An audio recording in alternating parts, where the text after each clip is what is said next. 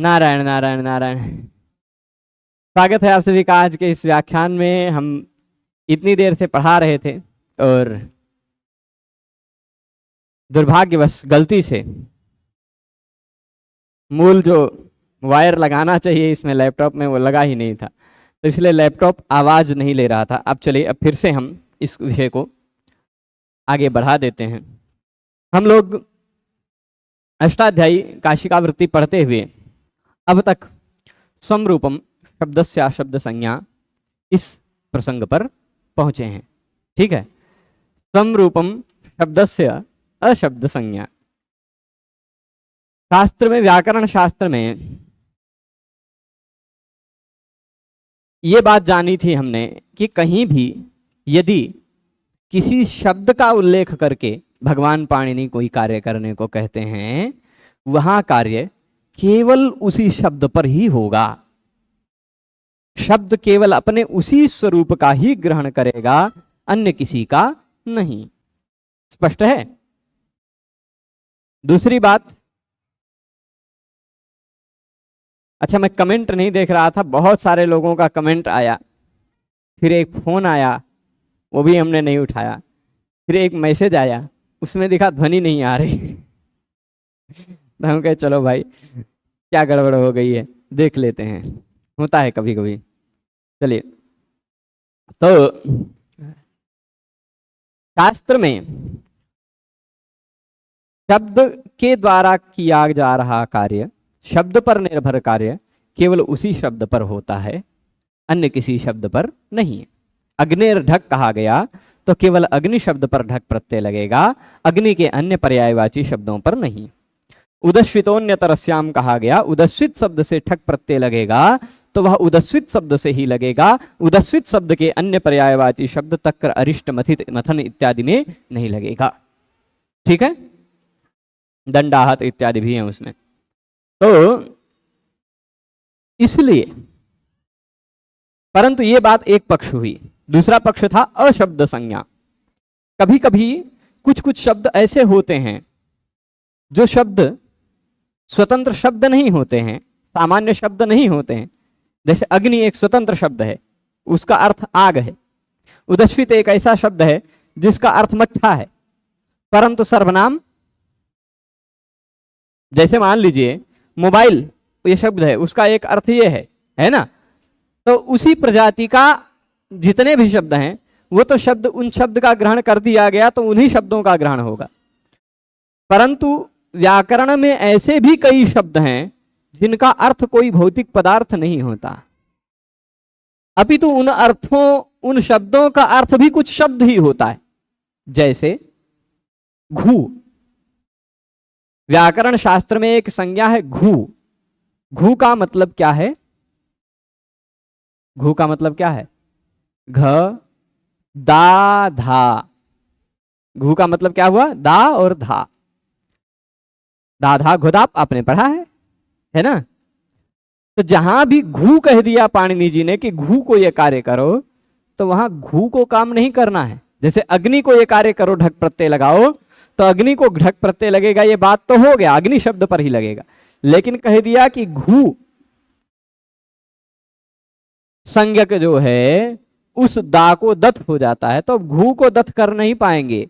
घू संज्ञक जो घू शब्द का अर्थ है दा और धा, उसको दत करेंगे, तो दत हो इत्यादि में। ठीक है, तो इसी तरह कह दिया घ को यह कार्य होगा, तो घ शब्द को वह कार्य नहीं होगा, अपितु घ शब्द का अर्थ व्याकरण शास्त्र के अनुसार तरप और तमप ये दो प्रत्यय हैं, है ना। ऐसे ही कह दिया गया कि निष्ठा, निष्ठा के ता को ना करो। अब आप कहेंगे कि निष्ठा में तो ता ही नहीं मिल रहा है, निष्ठा में न ई श ठ आ है ना, ता तो ये नहीं, तो ता को ना कहां से करेंगे? तो वहां निष्ठा शब्द का अर्थ निष्ठा नहीं लिया जाएगा, निष्ठा शब्द के रूप में क्त और ktवतु प्रत्यय ले लिए जाएंगे, है ना। तो वहां अर्थों का ग्रहण होगा।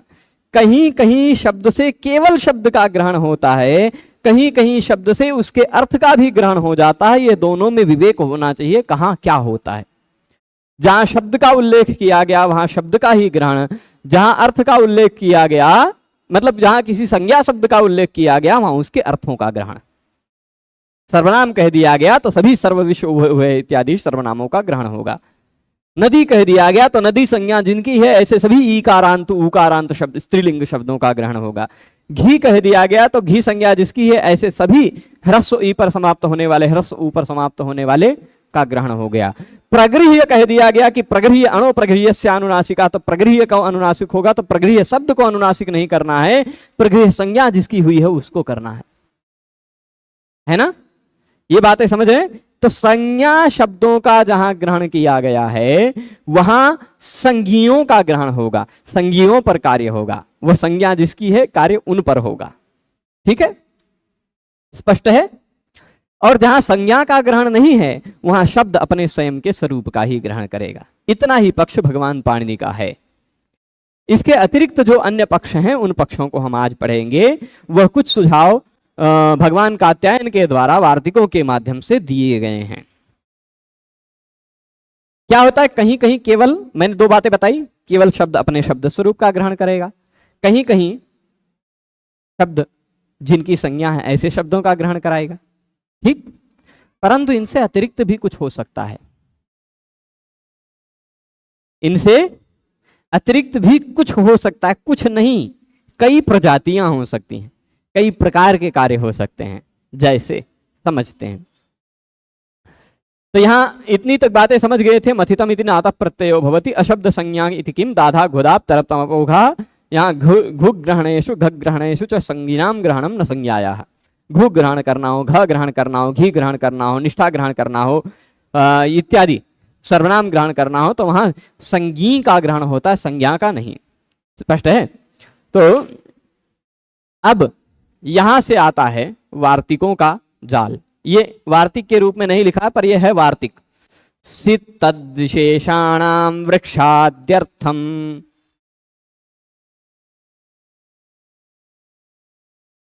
सित तद्विशेषाणाम वृक्षाद्यर्थम। अभी भी नो साउंड, ऐसा कैसे भैया? एक बार कंफर्म कीजिएगा। अभी जब अगर कोई लिख रहा है नो साउंड और किसी को साउंड आ रही हो तो तुरंत लिख दिया कीजिए कि अब आ रही है, अन्यथा हमें थोड़ा सा। चलिए, तो चार सुझाव दे रहे हैं कात्यायन जी कि कहीं कहीं इन दो बातें जो कही हैं भगवान पाणिनि जी ने, इन दोनों से अतिरिक्त भी कुछ हो जाता है। तो वो क्या क्या होता है? चार प्रकार से होता है। आप लोग एक को नहीं सोच पा रहे होंगे अभी, पर वो चार प्रकार से होता है। वो चारों प्रकार में बताऊंगा। और उन चारों प्रकार के लिए भगवान कात्यायन ने चार सुझाव दिया है कि एक को आप सित बना दो, एक को आप पित बना दो, एक को आप जित बना दो और एक को आप झित बना दो। यहां देखिएगा, सित सिन निर्देश, फिर आगे कहीं आएगा जित, कहीं आएगा देखिए पित, सित हो गया, फिर पित है ना, पित निर्देश, पित पर्याय वचनस्य च स्वाद्यर्थम। ठीक है, और फिर पित के बाद आएगा कहीं जित, जित निर्देश करना, और फिर आगे आएगा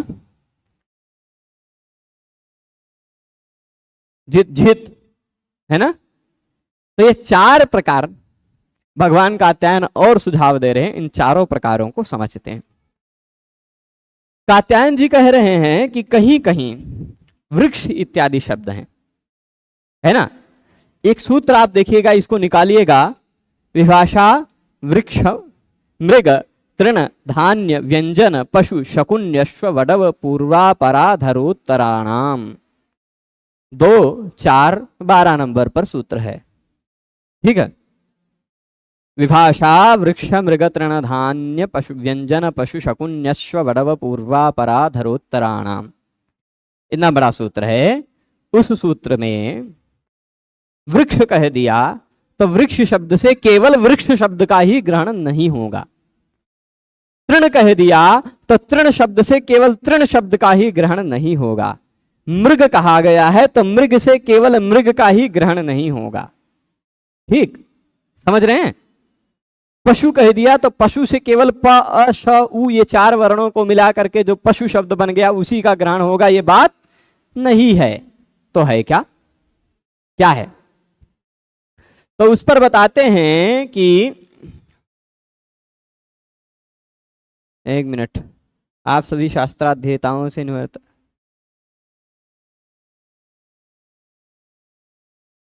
नारायण नारायण नारायण। हाँ चलिए, यत्र मतलब ये समझिएगा कि शब्द कभी कभी अपने स्वरूप का ग्रहण नहीं करता। कभी कभी शब्द कह देते हैं पाणिनि जी, है ना, समझिएगा। कभी कभी सीधे शब्द कहते हैं तो वहां आपको उसी शब्द का ही ग्रहण करना है। अग्निर्ढक तो अग्नि को ही ढक लग प्रत्यय लगाना है, और उदस्वितोन्यतरस्याम तो उदस्वित शब्द से ही ठक प्रत्यय लगाना है। और कभी कभी पाणिनि भगवान ने संज्ञा का ग्रहण कर दिया है कि सर्वनामनः स्मयी, आमि सर्वनामनः सुट, है ना, ये निष्ठायाम सेटि, रदाभ्याम निष्ठातो नः पूर्वस्य चदः, इत्यादि इत्यादि सूत्रों में हम सब लोग भूतकाल में पढ़ चुके हैं वो सब विषय। तो वहां आपको संज्ञा का ग्रहण नहीं करना है, वह संज्ञा जिसकी है उनका ग्रहण करना है। पर अब आप विचार करें कि यदि पाणिनि भगवान ने सूत्र में ऐसा कोई शब्द लिखा है जो न तो संज्ञा है और न तो उस तरह का है कि जिस तरह अग्नि उदस्वित इत्यादि कहा गया है, तो क्या होगा?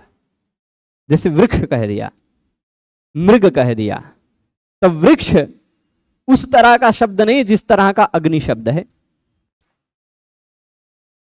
कैसे? वृक्ष एक जाति सूचक शब्द है, मृग एक जाति सूचक शब्द है।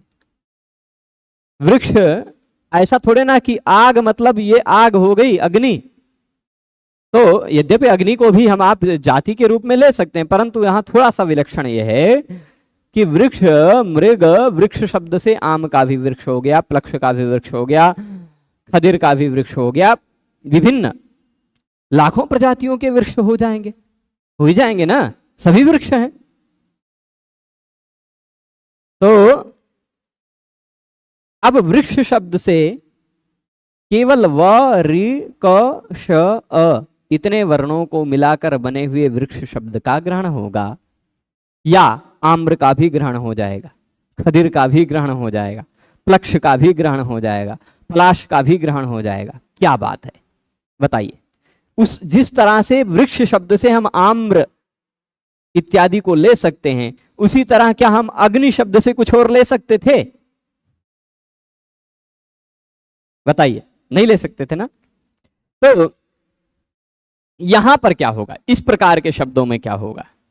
तो भगवान कात्यायन सुझाव देते हैं कि इस प्रकार के शब्दों में यहां वृक्ष शब्द से वृक्ष शब्द का ग्रहण नहीं होगा, अपितु वृक्ष जिनको कहा जाता है ऐसे प्लक्ष, न्यग्रोध, उदुम्बर, अश्वत्थ, आम्र इत्यादियों का ग्रहण होगा। तो ऐसी जगह पर क्या हो, यहां तो समरूपम शब्द से शब्द संज्ञा का नियम माना जाए तो वृक्ष शब्द केवल व रि क श अ इतने वर्ण के समुदायों का ही बोध करा पाएगा। समरूपम शब्द से शब्द संज्ञा का नियम माने तो मृग शब्द से केवल म रि ग अ यह चार वर्णों का समुदाय ही बोधित होगा, है ना। मृग शब्द से हाथी, घोड़ा, ये वन्य पशु जो होते हैं वो मृग कहे जाता है, सिंह, व्याघ्र, है ना, इत्यादियों का ग्रहण हो ही नहीं पाएगा, है कि नहीं। तो इसलिए कह रहे हैं, भगवान कात्यायन सुझाव दे रहे हैं कि ऐसे प्रकार का जहां उल्लेख हो वहां सित उल्लेख कर देना चाहिए। मतलब वहां ऐसा मान लेना चाहिए कि वह सित होगा। अब पाणिनि जी के रचना में, पाणिनि जी के सूत्रों में तो वो बदलाव कर नहीं सकते हैं, परंतु वह कुछ बता दे रहे हैं आपको कि ऐसा भी है जो इस सूत्र में कवर नहीं हो पा रहा है। वो क्या है? ये वृक्ष, मृग, तृण, धान्य इत्यादि सूत्र। वृक्ष शब्द से केवल वृक्ष का ग्रहण नहीं होगा, अपितु सित यदि है तो वह सित अपने आप का ग्रहण नहीं करेगा, अपने विशेषों का ग्रहण करेगा। तो वृक्ष वृक्ष शब्द का ग्रहण नहीं कराएगा। वृक्ष वृक्ष शब्द के अंतर्गत आने वाले, जिनको हम लोग वृक्ष शब्द से जानते हैं, ऐसे पेड़ों का, सभी प्रजातियों के पेड़ों का ग्रहण करा देगा, जातियों का ग्रहण करा देगा। ठीक है। तो कहीं कहीं ऐसा होगा कि वह अपना ग्रहण न कराकर अपनी जातियों का ग्रहण कराएगा। कहीं कहीं ऐसा होगा जो वह अपना भी ग्रहण कराएगा, अपने उसको भी ग्रहण कराएगा, है ना। कहीं कहीं ऐसा होगा, है कि नहीं। अभी देखिएगा सारी बातें आ रहे हैं। तो शीत का जहां ग्रहण किया गया है, वहां तद विशेषाणाम खाली कह रहे हैं कि वह अपने विशिष्ट अर्थों का ही ग्रहण कराएगा, स्वयं का ग्रहण नहीं कराएगा। ठीक। किस लिए? वृक्षाद्यर्थम। पाणिनि भगवान ने वृक्ष मृग तृण धान्य शकुन्यश्व पशु शकुन्यश्व वडव पूर्वा पराधरोत्तराणाम में कहा है वृक्ष इत्यादि शब्दों का। उसके लिए आप ऐसा मान लो कि वो तो स्वरूपम शब्दस्या शब्द संज्ञा के अनुसार वृक्ष तो प्लक्ष निग्रोध इत्यादियों का ग्रहण ही नहीं करा पा रहा है। वृक्ष शब्द तो केवल वृक्ष का शब्द का ही ग्रहण करा पा रहा है। तो इसलिए उस वृक्ष को आप स्थित मान लो। वो वृक्ष इत्यादि का जो निर्देश किया गया है वह सित निर्देश है, ऐसा मान लो। ठीक। सित तद विशेषाणाम सिन निर्देश कर्तव्य, ऐसा सुझाव दे रहे हैं कि सित निर्देश कर देना चाहिए, उसमें स की संज्ञा लगा देनी चाहिए कि वहां स था अब नहीं रह गया, ऐसा मान लेना चाहिए। ठीक है। ततो वक्तव्यम तद विशेषाणां ग्रहणम भवति इति।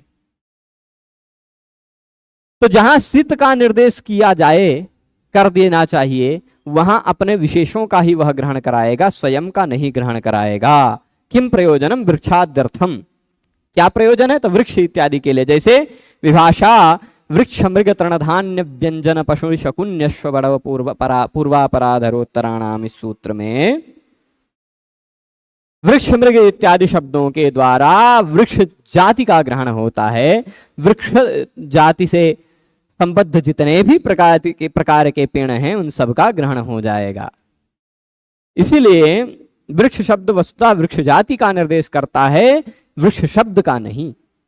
ठीक है। तत्पर उसके पर्यायवाची शब्दों का ही ग्रहण कराता है। इसीलिए प्लक्ष एक वृक्ष का नाम है, न्यग्रोध एक वृक्ष का नाम है, उदुम्बर एक वृक्ष का नाम है, अश्वत्थ एक वृक्ष का नाम है, निम्ब एक वृक्ष का नाम है, अशोक वृक्ष का नाम है ना। अच्छा, वृक्ष भी थोड़े से विषयांतर हो जाएगा, रहने देते हैं। पर वृक्ष, वनस्पति, औषधि कहते हैं ना, और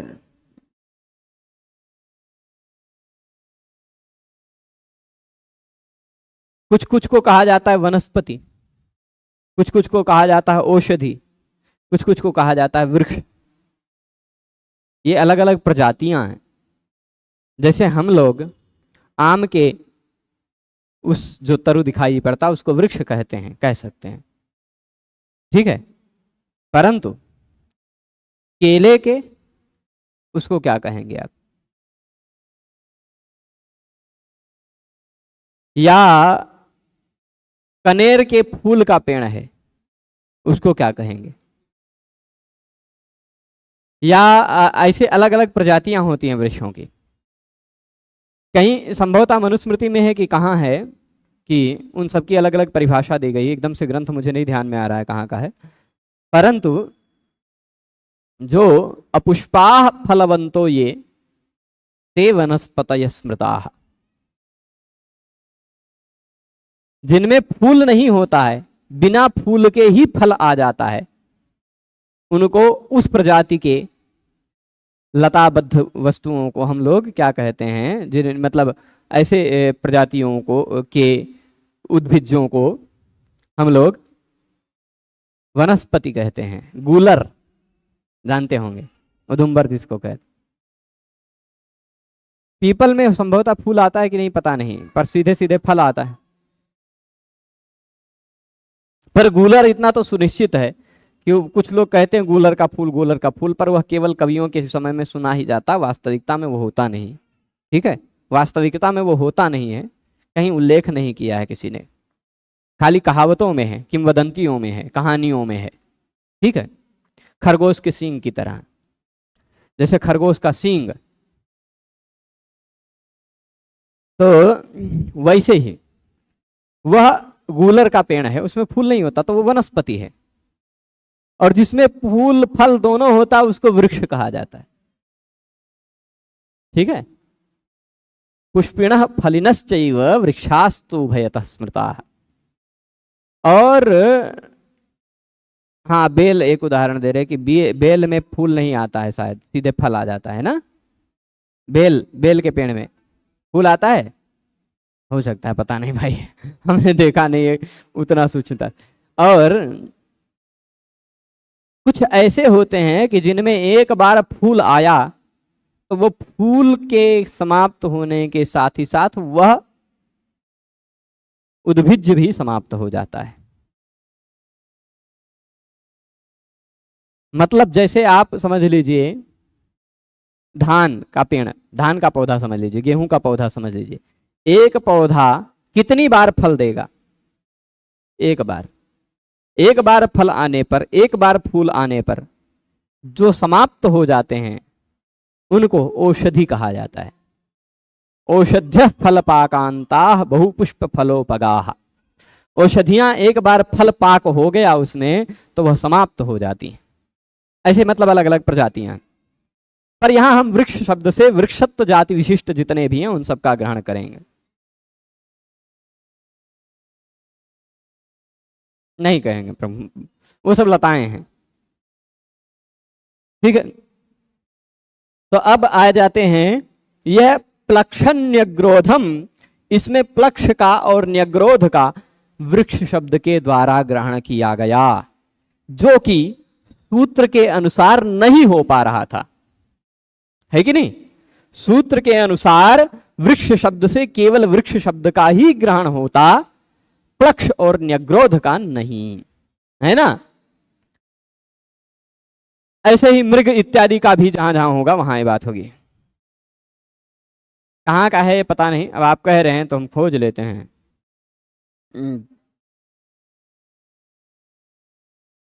पर अभी इसमें हिंदी टाइपिंग हम सेटअप नहीं कर पाए हैं इस डब्बे में, कभी सर्च कर पाना थोड़ा सा कठिन है।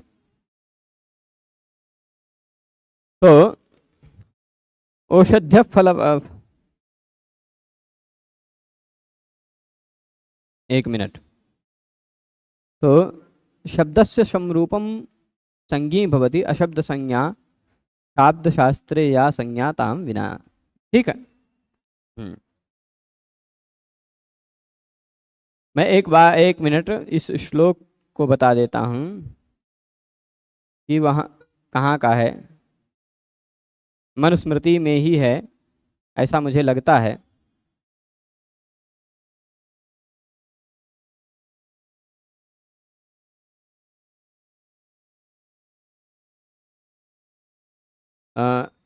अपुष्पा फलवंतो ये ते वनस्पतयः स्मृताः पुष्पिणः फलिनश्चैव वृक्षास्तु उभयतः स्मृताः।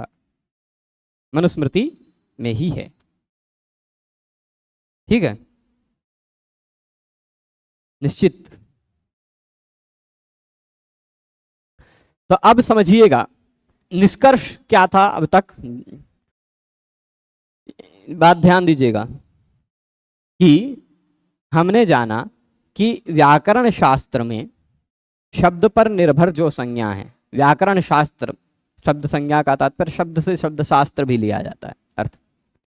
तो शब्द शास्त्र में जो संज्ञा कही गई वह अपने संज्ञियों का ग्रहण कराएगा, पर शब्द शास्त्र में जो संज्ञा नहीं है ऐसे शब्द केवल अपने स्वरूप का ही ग्रहण कराएंगे। तो वृक्ष तो शब्द शास्त्र में कोई संज्ञा है नहीं, मृग तो शब्द शास्त्र में कोई संज्ञा है नहीं व्याकरण में, है ना। तो पर फिर भी वृक्ष और मृग अपने अर्थ को ही, वृक्ष मृग इत्यादि अपने अर्थ को, जाति को ही ग्रहण कराएंगे, स्वयं का ग्रहण नहीं कराएंगे। स्पष्ट है। तो प्लक्ष और न्यग्रोध। प्लक्ष किसको कहते हैं? एक जटा से युक्त पाकड़ का वृक्ष होता है जिसको प्लक्ष कहा जाता है। ठीक, किसको? पाकड़। अब पंचवट में 5 प्रकार के, पंचवटी में जो 5 प्रकार के वृक्षों को समाहित किया गया है उसमें वो भी है 5 में से। पीपल, बरगद, अश्वत्थ और वट के बाद कोई ऐसा वृक्ष जिसमें जटाएं इत्यादि हो जाया करती हैं तो वह पाकड़ ही है। परकटी भी कहा जाता है। और ठीक है, अब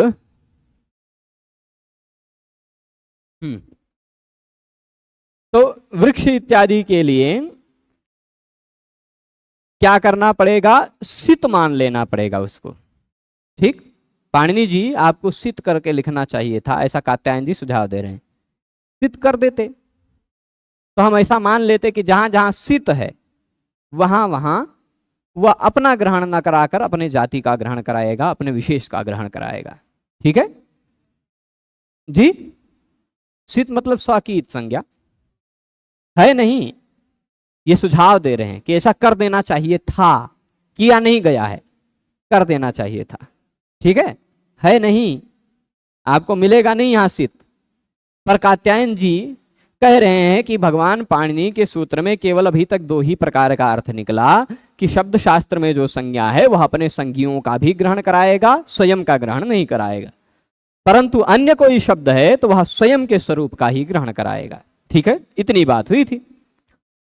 पर यदि मान लीजिए अन्य कोई शब्द ऐसा भी आ जाए जो स्वयं का ग्रहण न कराता हो तो, जैसे उदाहरण दे दिया वृक्ष, वृक्ष स्वयं का ग्रहण नहीं करा रहा है, प्लक्ष ने ग्रोध का ग्रहण करा रहा है, आम्र अश्वत्थ इत्यादि का ग्रहण करा रहा है, तो क्या होगा? जैसे अग्नि केवल अग्नि का ग्रहण करा रहा था, पर ये वृक्ष वृक्ष का ग्रहण न करा करके प्लक्ष, अश्वत्थ, उदुम्बर इत्यादि का ग्रहण करा रहा है ना? तो ऐसे शब्दों के लिए पाणिनि जी का सूत्र तो काम आ नहीं रहा है। इसलिए पाणिनि जी को ऐसा कर देना चाहिए था कि ऐसे भी कुछ शब्द लिख देने चाहिए थे जो अपने जाति का ग्रहण कराते हैं और उनको एक अलग से चिन्ह लगा करके कर देना चाहिए था, सित लगा देना चाहिए था कि ये सित हैं, जो जो सित शब्द हैं वो अपने जाति का ग्रहण करेंगे, ऐसा कह देना चाहिए था, जो कि किया नहीं है। तो पाणिनि जी ने नहीं कहा है तो यह त्रिमुनि व्याकरण है, कात्यायन जी के कहने से मान लेते हैं हम लोग। ठीक है, कि वह सित है। अब चलिए आ गया प्लक्षण्य ग्रोधम, प्लक्षण्य ग्रोधा विकल्प से यहां ये एक शेष द्वंद्व समास हो जाए, एक शेष द्वंद्व होता है। एक शेष होता है तो प्लक्षण्य ग्रोधम, विकल्प से जब एक शेष नहीं हुआ तो प्लक्षण्य ग्रोधा बहुवचन में भी हुआ। प्लक्षाश्च न्यग्रोधाश्च इति प्लक्षण्य ग्रोधम, ये एक वचन में भी हो गया और बहुवचन में भी हो गया। ठीक है, यथा वृक्ष शब्द से खदिरादि वृक्ष होता है उसी प्रकार अग्नि शब्द से जठराग्नि का भी ग्रहण हो सकता है गुरुजी। अतः वृक्षादि से वृक्ष, मृग तृणादि से पठित शब्द ग्राह्य है अथवा वृक्षादि से कुछ अन्य। देखिए अग्नि शब्द से जठराग्नि का यद्यपि ग्रहण हो सकता है, परंतु अग्नि वहां एक ऐसा शब्द है जो स्वयं के अ ग न ई इस समुदाय का ही ग्रहण करा रहा है, न तो पावक इत्यादियों का। ठीक है, यद्यपि वह जाति शब्द है। न्यग्रोध का अर्थ क्या है? न्यग्रोध मुझे लगता है गूलर को कहा जाता है का?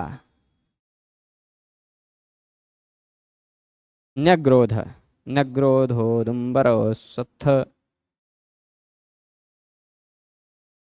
मुझे वही लगता है। न्यग्रोध, उदुम्बर, अश्वत्थ। न्यग्रोध के साथ मुझे उदुम्बर शब्द याद आ रहा है, विल्ले शैलिल बहुपाद वटः। न्यग्रोध कहते हैं वट वृक्ष को ही न्यग्रोध कहा गया है, पर ऐसे वट वृक्ष को न्यकृणद्धीति न्यग्रोधा वट वृक्षः।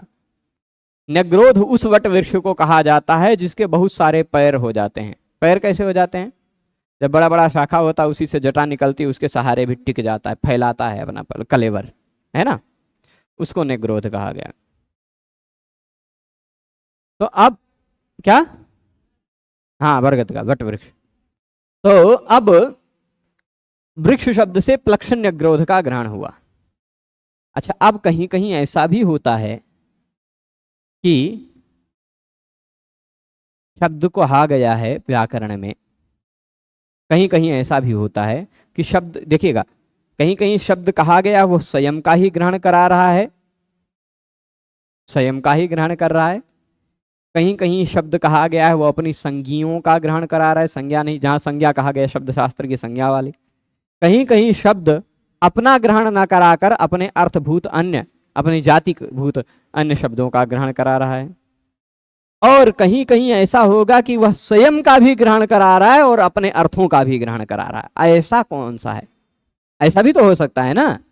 तो उसके लिए कात्यायन जी कह रहे हैं कि उसके लिए पित्त लगा देना चाहिए। पित्त, पित्त लगाया गया तो वह केवल अपने जाति का ही ग्रहण करेगा, और पित्त लगाया गया है तो वह अपने पर्याय वचनस्य च स्वाद्यर्थम, अपने लिए अपने आप का भी ग्रहण कराता है। अरे पर्याय वचनस्य च यानी अपने पर्यायवाची अर्थ का भी ग्रहण कराएगा, उससे का भी मतलब अपने स्वयं का भी। जैसे उदाहरण दे रहा है स्वाद्यर्थम, स्व आदि शब्दों के लिए। जैसे उस सूत्र में यहां है स्वे पुषः, सूत्र क्या है? स्वे पुषः।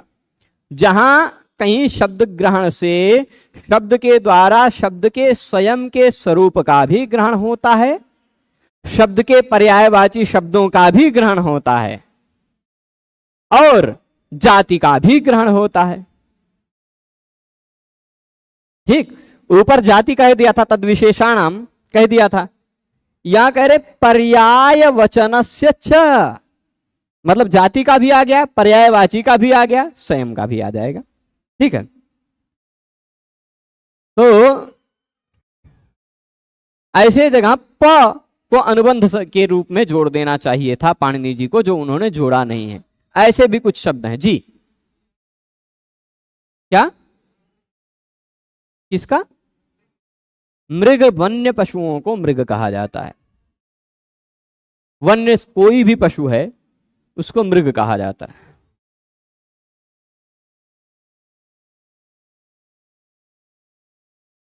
हाँ, पशु और मृग में अंतर होता है।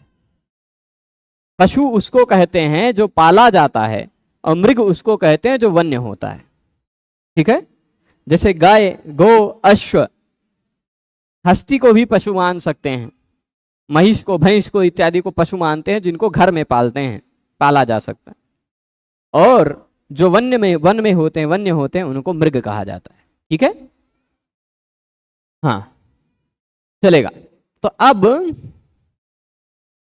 यहां कह रहे पित्त निर्देश कर्तव्य, वह क्या करता है? पित्त का निर्देश करने पर वह वक्तव्यम पर्याय वचनस्य ग्रहणम भवति। पाणिनि जी को पित्त का निर्देश कर देना चाहिए था, ऐसा कह रहे हैं। पित्त निर्देश कर्तव्य, पित्त निर्देश कर देना चाहिए था, और तब बोलना चाहिए था कि पर्यायवाची का भी वह ग्रहण करता है, जाति का भी वह ग्रहण करता है, और स्वस्य रूपस्य तद विशेषाणाम चाति, वह अपने स्वयं के रूप का भी ग्रहण करता है, अपनी जाति का भी ग्रहण करता है, और पर्यायवाचियों का भी ग्रहण करता है। जैसे प्रयोजन क्या है? क्या प्रयोजन है भाई? ऐसा क्यों ग्रहण करना चाहिए पित्त का, सित का ग्रहण क्यों करना चाहिए? तो उसको बता दिया वृक्षाद्यर्थम, वृक्ष मृग तृण धान्य वाले सूत्र के लिए। और पित्त का निर्देश क्यों करना चाहिए? तो वह कह रहे हैं स्वे पुषः, इस सूत्र में, इत्यादि सूत्रों में स्वे पुषः जो सूत्र है, ऐसे भी कुछ शब्द आएंगे जहां वह स्व शब्द का भी ग्रहण करेगा, स्व शब्द के पर्यायवाची शब्दों का भी ग्रहण करेगा, और स्व शब्द से संबद्ध जो जाति है उसका भी ग्रहण करेगा। ठीक है, ऐसा भी कहीं कहीं होगा। जैसे ये स्वे पुषः सूत्र में जो स्व शब्द है, उस स्व शब्द से स, व, अ इन तीन वर्णों से मिलकर बने हुए स्व शब्द का भी ग्रहण होता है। ठीक, तथा स्व शब्द के जितने भी अर्थ हैं, स्व का मतलब क्या होता है?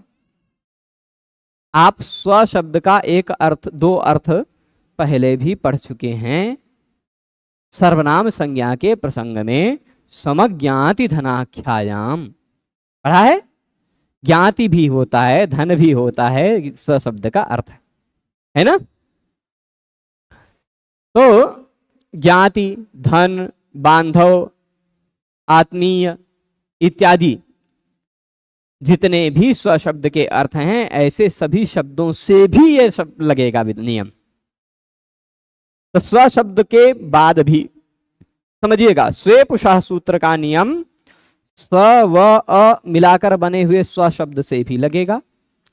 स्वे पुषः यह नियम स्व शब्द के जितने अर्थ हैं, ऐसे धन, बांधव, आत्मीय इत्यादि शब्दों से भी लगेगा। और स्व शब्द के जो विशेष हैं, जैसे अश्व, गौ, हम कह दें ये हमारी गायें हैं स्व, तो वो स्व शब्द से उनको भी हम कह सकते हैं। तो कई गायें हैं, मान लीजिए 50 गायें, तो वो गौ शब्द से भी लग जाएगा। स्व शब्द के द्वारा गौ शब्द भी सूचित हो रहा है, तो उससे भी हो जाएगा। पर्यायवाची का भी ग्रहण होगा, जाति का भी ग्रहण होगा, और उस शब्द का भी ग्रहण होगा।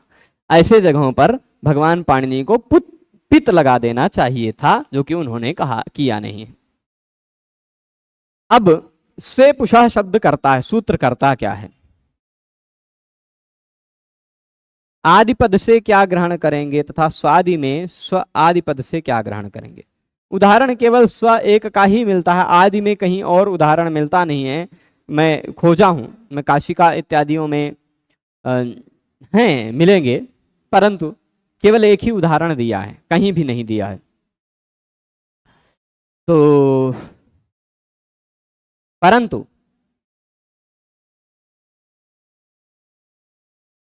मिलेगा जरूर। स्त्री प्रत्यय में कोई उदाहरण मुझे ऐसा याद आ रहा है कि वहां हो सकता है स्त्री प्रत्यय में कुछ, अभी तुरंत नहीं ध्यान में आएगा, पर है, बहुत सारे मिलेंगे। पर वृक्ष से वृक्षाद्यर्थम में वृक्ष से वृक्ष, मृग, तृण, धान्य इत्यादि को भी ले ही सकते हैं, है ना। जहां भी ऐसा होता हो कि वह स्वयं का ग्रहण न कराता हो और अपने जाति का ग्रहण कराता हो, वहां ऐसा समझ लेना है। जहां भी ऐसा हो कि वह स्वयं का भी ग्रहण कराता हो, अपनी आनुपूर्वी का, वर्ण समुदाय का भी, और अपने अर्थ का भी ग्रहण कराता हो, अर्थभूत जितने भी शब्द हैं ऐसे का भी, और अपनी जाति का भी ग्रहण कराता हो, ऐसी जगह पर आप पित निर्देश मान लीजिए। ठीक है। तो अब स्वे पुषः सूत्र करता क्या है? स्वे पुषः 3, 4, 40 नंबर सूत्र आप निकाल लेंगे तो वहां आपको अणमुल 13, 14 सूत्र पहले अणमुल आता हुआ दिखाई पड़ जाएगा 26 नंबर। ठीक ठीक है। तो स्व शब्द से कारण अर्थ में स्व शब्द का वाची या स्व शब्द का सूचक कोई और भी है, लघु सिद्धांत, कौमुदी, इतने वर्ष कह नहीं सकते। पढ़ने वाला कोई हो तो 6 महीने में भी पढ़ के खत्म कर सकता है, और 1-2 महीने में भी खत्म कर सकता है, बुद्धि पर निर्भर करता है। और पढ़ाने वाला कोई हो तो 4-5 साल भी पढ़ा सकता है वही। और पढ़ाने वाले हम अयोध्या में ऐसे भी देखें जो लघु कौमुदी के पंचसंधि प्रकरण को ही पढ़ाते पढ़ाते बूढ़े हो गए, तो ऐसा भी हो सकता है, कुछ भी। तो अब मैं बता रहा था स्वे पुषः, यह स्व शब्द अथवा स्व शब्द का अर्थ कोई अन्य शब्द, आत्मीय, धन, ज्ञाति, बंधु इत्यादि, अथवा स्व शब्द की जाति, गो इत्यादि, जो अपना है ऐसा कोई भी वस्तु, वो सब में उन सभी शब्द के समीप रहने पर कुछ धातु से अणमुल प्रत्यय लगता है, कुछ धातु से अणमुल प्रत्यय लगता है। स्वे में सप्तमी विभक्ति लगी है, और 3-1-92 या 93 नंबर सूत्र में लिखा हुआ है तत्रोपपदम सप्तमी स्थम, मिलेगा 3-1-92-93 के आसपास कहीं मिलेगा, 92 है ना। तत्रोपपदम सप्तमी स्थम, ठीक है। तो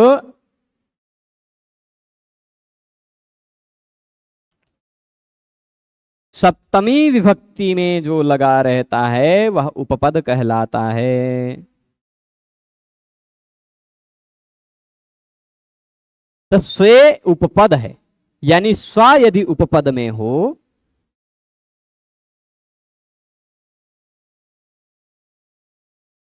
स्व यदि उपपद में हो, समीप में कोई शब्द हो स्व, तो पुष धातु से अणमुल प्रत्यय लगता है। अब आप समझिए स्व के बाद पुष है तो अणमुल लग गया, स्वपोषम बन गया, है ना। परंतु यहां स्व शब्द से स्व का तो ग्रहण हुआ ही। स्व का अर्थ होता है धन, धन को रई भी कहा जाता है, रई, उसका भी ग्रहण हो गया, रई पोषम, धन पोषम, है ना। तो स्व शब्द के अन्य अर्थों का भी ग्रहण हो गया, और स्व की जाति जो है अश्व गो इत्यादि, उनका भी ग्रहण हो गया, गोपोषम अश्वपोषम, ठीक है। तो कहीं कहीं ऐसा होता है कि उस शब्द से केवल उसी शब्द का ग्रहण होता है, जैसे अग्निर्ढक केवल अग्नि का ग्रहण हुआ, उदस्वितोन्यतरस्याम केवल उदस्वित का ग्रहण हुआ। कहीं कहीं ऐसा होता है कि संज्ञा का ग्रहण कर दिया गया तो वह संज्ञा अपने संज्ञियों का ही बोध कराएगा, सर्वनाम शब्द से सर्व इत्यादि का ग्रहण होगा, सर्वनाम का नहीं होगा। कहीं कहीं ऐसा है जहां संज्ञा नहीं है फिर भी वह अपने जाति का ही ग्रहण कराएगा, स्वयं शब्द का ग्रहण नहीं कराएगा, जैसे वृक्ष मृग तृण धान्य इत्यादि हो गए। कहीं कहीं ऐसा होगा कि जहां शब्द कहा गया है वह शब्द अपना ग्रहण कराएगा, अपने वर्ण समुदाय का ग्रहण कराएगा ही, अपने अर्थ का भी ग्रहण कराएगा, अपनी जाति का भी ग्रहण कराएगा। उसको पित कह देना चाहिए था पाणिनि जी को, जो कि नहीं कहा है। जैसे यह उदाहरण दे दिया स्वे पुषा। अब आते हैं जित पर्याय वचनस्यैव राजाद्यर्थम। अच्छा, कहीं कहीं ऐसा होता है जहां केवल अपना ग्रहण नहीं करता, अपने पर्यायवाची का ही ग्रहण करता है, अपने पर्यायवाची का ही ग्रहण करता। पर्याय वचनस्यैव मतलब क्या हुआ? आप कहेंगे वृक्ष भी तो अपना ग्रहण नहीं कर रहा था, अपने पर्यायवाची का ही ग्रहण। नहीं, वृक्ष पर्यायवाची का ग्रहण नहीं कर रहा था। वृक्ष शब्द का पर्यायवाची शब्द न्यग्रोध नहीं है, वृक्ष शब्द का पर्यायवाची शब्द अश्वत्थ नहीं है ना। क्योंकि वृक्ष शब्द का पर्यायवाची शब्द यदि न्यग्रोध होता तो वृक्ष शब्द का पर्यायवाची आम्र भी होता। इस आधार पर तो आम और न्यग्रोध एक दूसरे के पर्यायवाची हो जाते, है कि नहीं। तो वृक्ष शब्द से न्यग्रोध आम्र इत्यादि का जो ग्रहण हो रहा है वह उसकी जातियों का ग्रहण हो रहा है। पर कहीं कहीं ऐसा कोई शब्द रहेगा जो स्वयं के पर्यायवाची का ही ग्रहण कराएगा, जाति का नहीं। उसको भगवान पाणिनि जी को जित लगा देना चाहिए था, ज की संज्ञा उसमें कर देनी चाहिए थी। अच्छा, यहां इनकी मजबूरी है, ऐसी ऐसी ही संज्ञा लगाएंगे जिनका पाणिनि जी ने अपने सूत्रों में ज्यादा प्रयोग न किया हो। कित कर देते या कुछ ऐसा कर देते तो औरों काम होने लग जाता है ना। तो जित निर्देश कर्तव्य, जित निर्देश कर देना चाहिए था, है ना। तो फिर वह पर्यायवाची का ही ग्रहण करता, जैसे राजा इत्यादि में हुआ है, ठीक। एवं गम्यताम ससुखम। तो अब मैं बता रहा था जिन निर्देशक कर्तव्य ततो वक्तव्यम, तब बोलना चाहिए। क्यों? क्योंकि पर्याय वचनस्यैव ग्रहणम भवति, तब वह केवल पर्यायवाची का ही ग्रहण कराता है। जैसे न स्वरूपस्य, ना तो अपने स्वरूप का ग्रहण कराता है, ना भी तद विशेषाणाम, ना ही वह अपने विशेष जातियों का ग्रहण कराता है। कभी कभी अपनी जाति का ही ग्रहण कराता है, कभी कभी अपना भी, अपनी जाति का भी, अपने पर्यायवाची का भी, कभी कभी अपने पर्यायवाची का ही। जैसे उदाहरण दे रहे हैं, किम प्रयोजनम राजाद्यर्थम, राजा इत्यादि शब्दों को ले लीजिए। जैसे सभा राजा मनुष्य पूर्वा, सभा राजा मनुष्य पूर्वा। तो सभा शब्द हो, ये 2, 4, 23 नंबर सूत्र देख लीजिएगा क्या करता है ये सूत्र। अशालाच इसके बाद आएगा, ये मुझे लगता है एक शेष करता है, एक शेष दंड करता है। सभा राजा मनुष्य पूर्वा,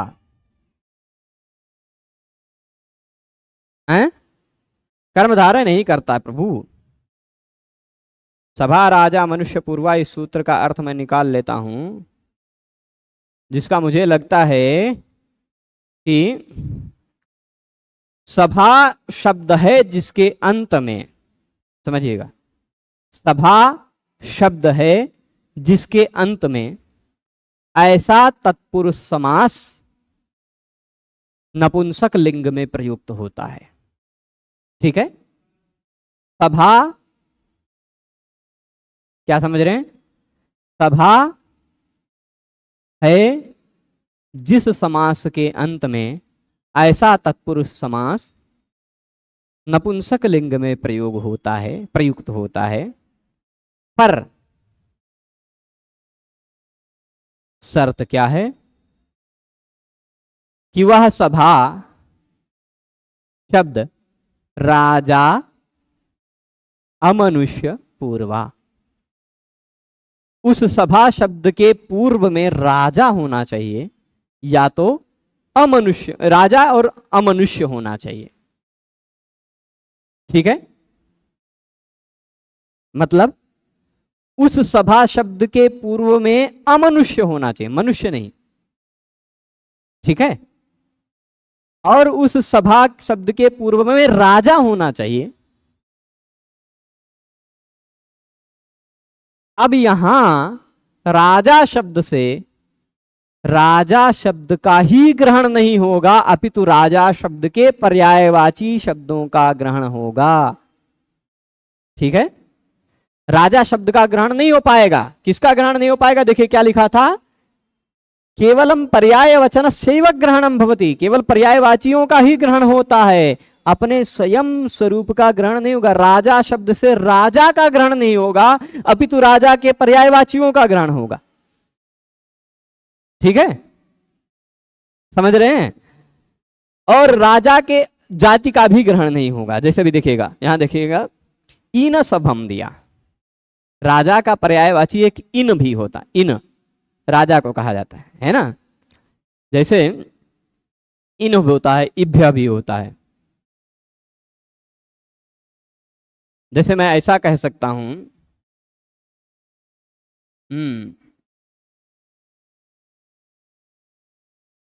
ये कौशलेन, कौशलेन। अब आप कहेंगे कौशल शब्द का तृतीया एक वचन में कौशलेन होना चाहिए, आप कौशलेन कहते हैं, है ना। ऐसे भी कौशलस्य इनः कौशलेन, ऐसे भी शब्द बनते हैं। ठीक है, एक श्लोक, राक्षसेभ्यः सुतां हृत्वा जनकस्य कुलं, जनकस्य पुरं गतः, राक्षसेभ्यः सुतां हृत्वा जनकस्य पुरं गतः, अत्र कर्तृपदं गुप्तं यो जानाति स पंडितः।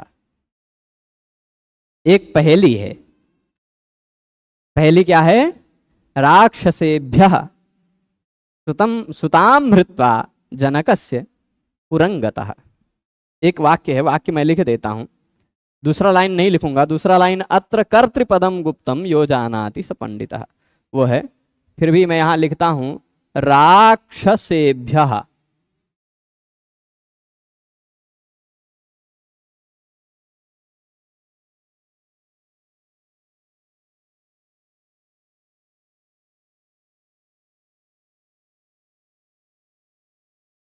हृत्वा जनकस्य, प्रसंग आ गया तो लिख देते हैं, पहली वहली भी आना चाहिए आप लोगों को, पुरम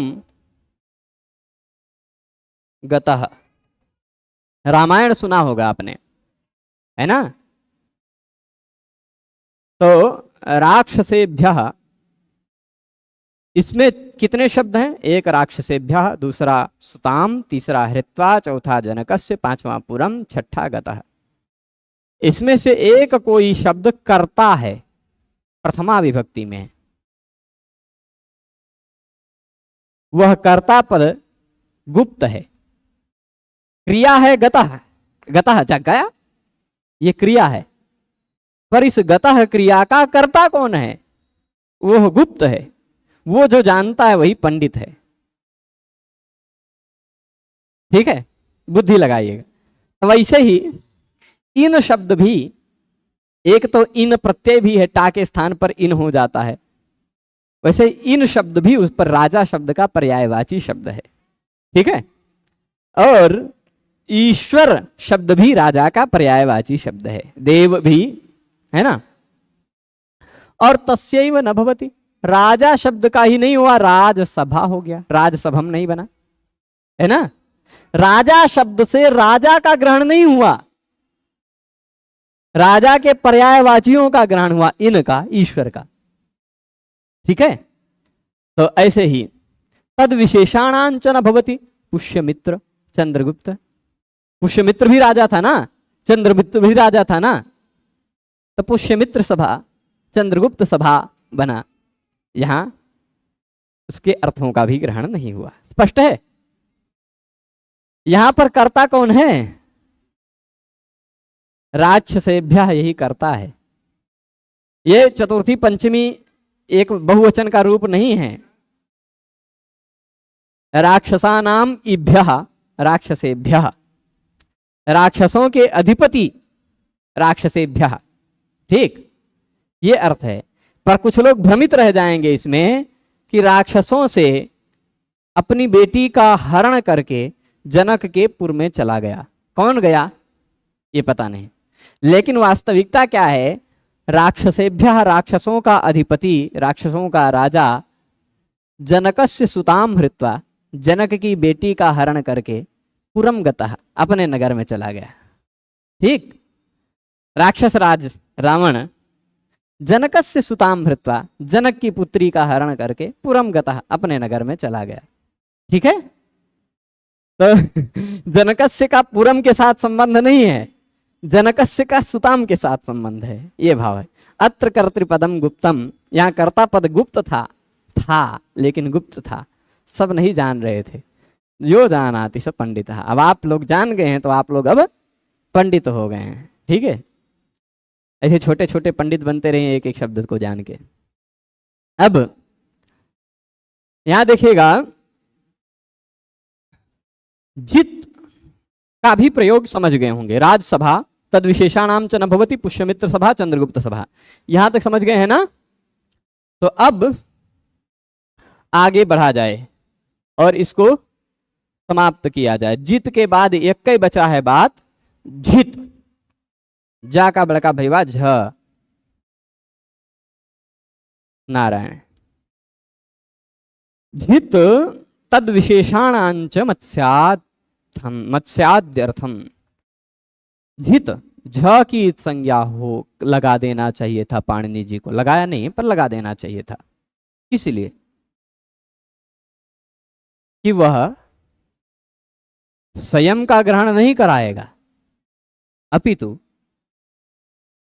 तद विशेषों का ग्रहण कराएगा और अर्थों का भी ग्रहण कराएगा। ठीक है, ऐसे जगहों पर पाणिनि भगवान को झित लगा देना चाहिए था, अब पर लगाया नहीं है। जहां पर शब्द के ग्रहण से उस शब्द के स्वयं के रूप का ग्रहण होता है, किसका? शब्द के स्वयं के रूप का ग्रहण होता है, और साथ ही साथ उस शब्द की जाति का भी ग्रहण हो जाता है, तो वहां पर झ जोड़ देना चाहिए। ठीक है, अभी मैं इन चारों वार्तिकों का तात्पर्य में एक बार निष्कर्ष में समझाऊंगा। झिन निर्देश कर्तव्य, झित निर्देश कर देना चाहिए था, झ की संज्ञा वाला निर्देश कर देना चाहिए था। फिर बोलना चाहिए था कि तस्य च ग्रहणम भवति तद विशेषाणांचेति, उसका भी ग्रहण होता है, जो शब्द का ग्रहण किया गया उसका भी ग्रहण होता है, और उसके विशेष जाति का भी ग्रहण होता है। किम प्रयोजनम मत्स्याद्यर्थम, मत्स्य इत्यादि के लिए, मत्स्य इत्यादि उसका प्रयोजन है। स्पष्ट है। पक्षी मत्स्य मृगान हंति, उदाहरण दे रहे हैं क्या? पक्षी मत्स्य मृगान हंति, इसमें मत्स्य शब्द से मत्स्य का तो ग्रहण होगा ही, मत्स्य के अन्य पर्यायवाची मीन इत्यादियों का भी ग्रहण हो जाएगा। क्या? बिल्कुल वैसे है। तो ऐसे भी बहुत सारे सूत्र हैं जो सूत्र छंदोबद्ध से लगते हैं कि इनका 4-5 सूत्र जोड़कर एक श्लोक बन सकता है ना। अब ऐसे बहुत सारे सूत्र बनाए गए थे, बहुत सारे सूत्रों को ले लेकर लोग श्लोक बनाया करते थे। मैं भी सोचा हूं कि कुछ श्लोक बनाऊंगा, कुछ कुछ सूत्र मैं चुन चुन करके रखा हूं, पर कभी बनाऊंगा, भगवान जाने कब बनाऊंगा। सुना होगा आपने, एको गोत्रे वृद्धो यूना, फिर स्त्री पुंवच्च, एक और सूत्र है, एको गोत्रे प्रभवति पुमान् यः कुटुम्बं बिभर्ति, स्त्री पुंवच्च प्रभवति यदा तद्धिगेहं विनष्टम्, वृद्धो यूना सह परिचया त्यज्यते कामिनीभिः। और एक लाइन कुछ नहीं है, एक श्लोक याद आता है तो चौथा लाइन, मतलब ये चौथा याद आ गया, कोई एक लाइन छूट रहा है मुझसे।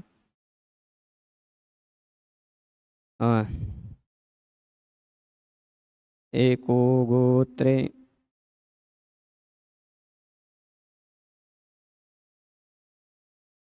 मिल जाएगा। भोज प्रबंध का श्लोक है ना।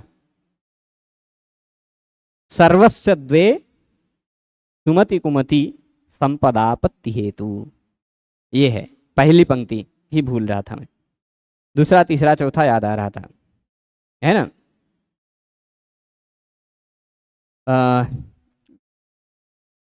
श्लोक ऐसा है, सर्वस्य द्वे सुमति कुमति संपदापत्ति हेतु। सबके सर्वस्य द्वे एक सूत्र है पाणिनि जी का, उसको लेकर के एक लाइन बनाया। कहा जाता है कि एक व्यक्ति सोचता था कि मैं इन 4 श्लोकों पर, 4 सूत्रों पर श्लोक बनाऊंगा, और बेचारा मर गया। मरा तो ब्रह्म राक्षस बन गया। अब उधर से कालिदास जी की या कोई जा रहे थे तो उनको वो ब्रह्म राक्षस पकड़ लिया और कहा कि ये 4 सूत्रों पर जब तक श्लोक नहीं बनाओगे तब तक हम छोड़ेंगे नहीं। तो वही 4 सूत्रों को लेकर उन्होंने श्लोक बनाया, तो ब्रह्म राक्षस बने, ब्रह्म राक्षसत्व से मुक्त हो गया, मुक्ति मिल गई। अटका हुआ था वही 4 सूत्र में, है ना। तो इसलिए सर्वस्य द्वे, सबके लिए, तो उस पर उन्होंने लाइन बनाई, सर्वस्य द्वे सुमति कुमति संपदापत्ति हेतु। सुमति और कुमति ये 2 हैं, वो सबके लिए संपत्ति और आपत्ति देती रहती हैं, है ना। और फिर दूसरा सूत्र था वृद्धो यूना, तो वृद्धो यूना एको गोत्रे, तो एको गोत्रे पर बोले एको गोत्रे प्रभवति जनो यह कुटुंबम बिभर्ति।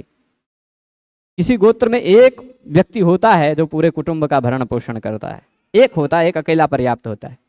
फिर स्त्री पुंवच्च सूत्र था, तो कहा स्त्री पुंवच्च प्रभवति यदा तद्धिगेहं विनष्टम। जिस घर में स्त्री पुरुष के समान हो जाती है या पुरुष के तरह व्यवहार करने लग जाती है, वो घर नष्ट हो जाता है, ऐसा कहा।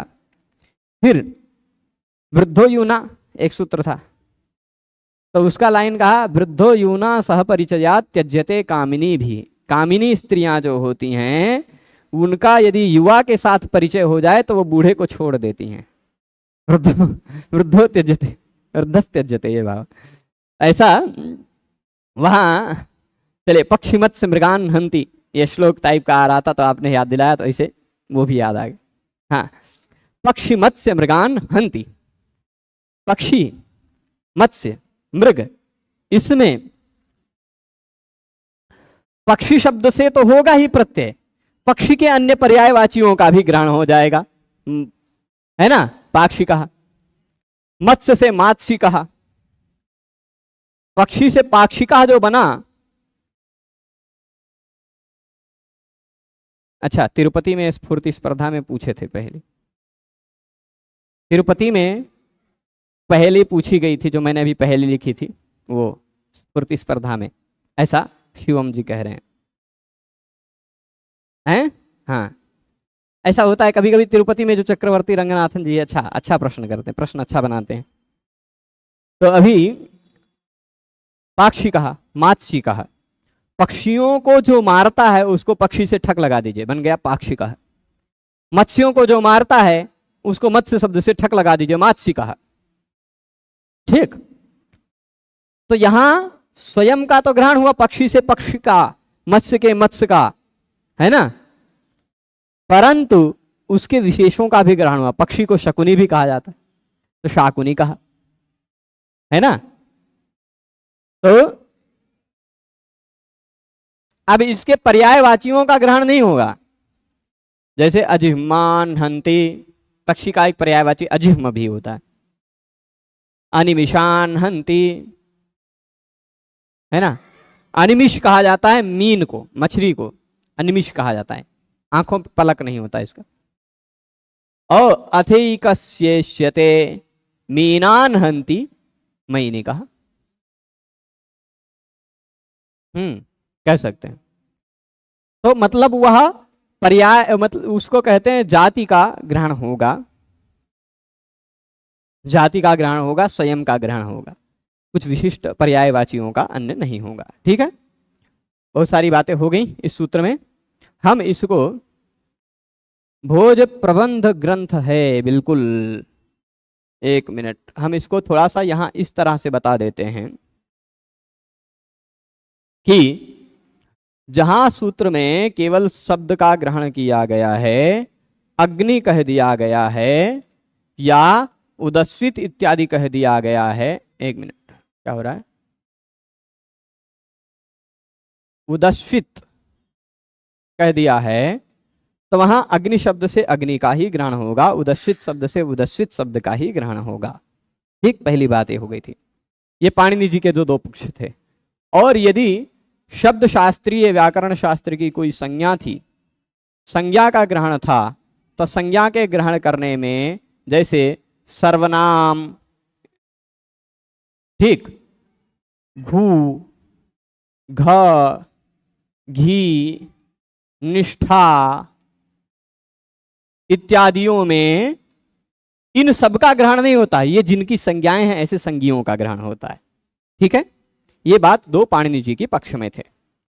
अब चार बातें इन्होंने जोड़ी, कात्यायन जी ने, जो है शीत, उसको मैं चार्ट बना देता हूं, है ना।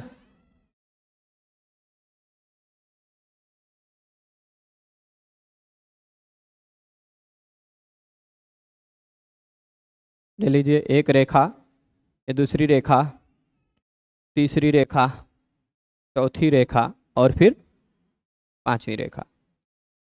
यहां आप समझ लीजिएगा वर्ण, यह है सित, स की संज्ञा कर दी एक जगह, एक जगह, फिर स के बाद प की संज्ञा की थी पित, फिर कर दिया था जित, ज की संज्ञा, फिर कर दिया था झित, झ की संज्ञा, है ना, चलेगा।